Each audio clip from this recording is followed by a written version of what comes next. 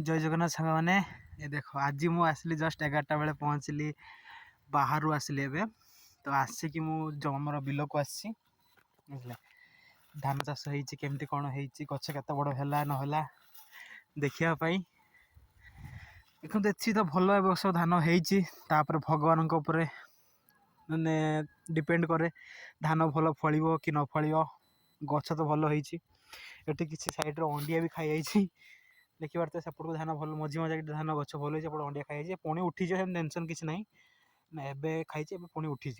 समस्त धान भल हो देखी पारे पूरा केते सुंदर जगह भी पूरा मस्त पूरा एमती जगह पिकनिक पिकनिक मनवाई पूरा बढ़िया पटास गछ ये देखिए गोटे पोखर देखिए माछ धरियार प्लानिंग चलती आमर बुझे भल माछ अच्छे ये पोखरटा देखो तापर देखा जाऊ कौन हो न हो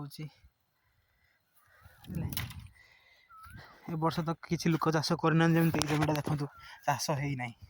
जमी पड़िया पड़ी चाष होना आउ से दीटा जमी देखिले आमर एपटे भी गोटे जमी अच्छी आमर देखो आउ समस्त सबुआड़े तो जानी थे अंडिया सब जाल फाल घेरिक रखुंट लोक मैंने धान फान न खाई जाऊ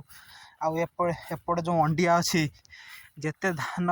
जाल घेरला भी अंडिया पशि खाई जाऊँगी यहाँ गोटे देखो यहाँ गोटे जमी आमर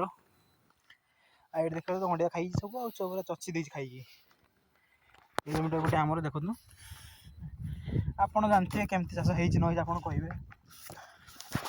यही पोखरटा गोटे देखो माछ प्रबल देखिए